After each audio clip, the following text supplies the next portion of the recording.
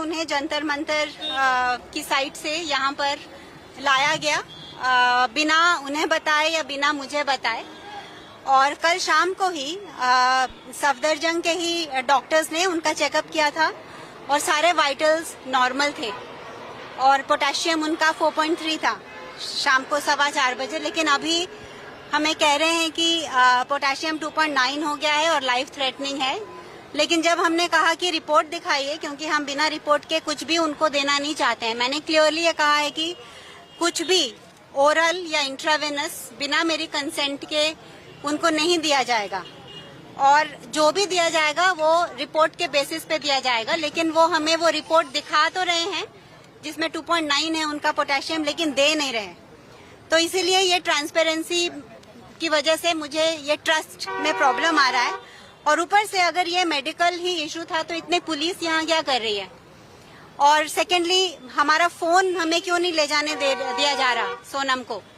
तो ये जैसे सफदरजंग हॉस्पिटल नहीं है, जैसे सफदरजंग प्रिजन है ऐसा लग रहा है। इतने सारे पुलिस हैं उस फ्लोर पे और जो 2.9 ये कह रहे हैं जिसके बेसिस पे ये इंट्रावेनस देना चाहते थे पोटेशियम, जो मैंने मना कर दिया है, वो 2.9 मेडिकली पॉसिबल नहीं है कि एक ही शाम में 4.3 से 2.9 आ जाए। मैम, क्या आपको लग रहा है कि सोनम की हंगर स्ट्राइक तोड़वाने की कोशिश की जा रही है? हाँ, डेफिनेटली ये तो उनकी रूल बुक का ही एक पार्ट है।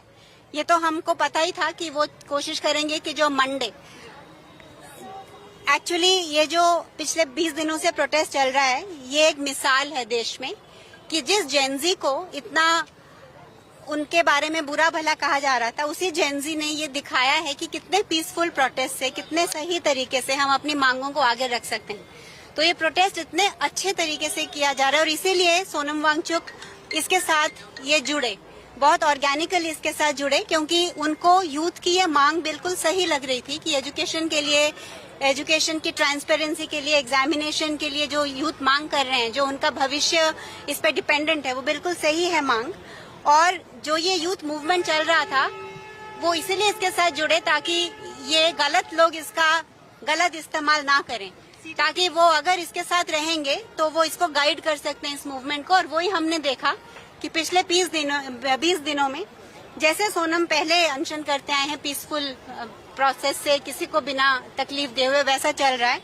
तो इसीलिए कोई कारण नहीं है इनके पास कि मंडे की जो यात्रा है उसको रोक सके। लेकिन ये जानते हैं कि अगर मंडे मॉर्निंग यात्रा जो निकलनी है, अगर वो निकलेगी तो वो जस्ट दिल्ली में नहीं निकलेगी, पूरे देश में निकलेगी, क्योंकि हर शहर ये प्लान कर रहा है कि वो उसी वक्त वो भी यात्रा करे। और अगर सोनम की तबीयत, मुझे तो नहीं लगता कि उसमें कुछ खराब है, उनकी तबीयत बिल्कुल ठीक है। और हम एक थर्ड पार्टी लैब से दोबारा वो टेस्ट रिपीट करने जा रहे हैं बिना उनको दवाई देने के पहले, और वो बिल्कुल ठीक हो जाएंगे और वो यात्रा के लिए रेडी होंगे। और ये आंदोलन बाकी के बच्चों ने, इंक्लूडिंग अभिजीत ने, जारी रखा है। और अगर सोनम ना भी ज्वाइन कर सके वो यात्रा को, तो मैं उनको रिप्रेजेंट करते हुए वो यात्रा को लीड करूंगी और वो होगा। मंडे को जो प्लान है वो ऐसा नहीं है कि सोनम को अगर वहां से जबरदस्ती ले आए हैं तो वो रोक सकते हैं।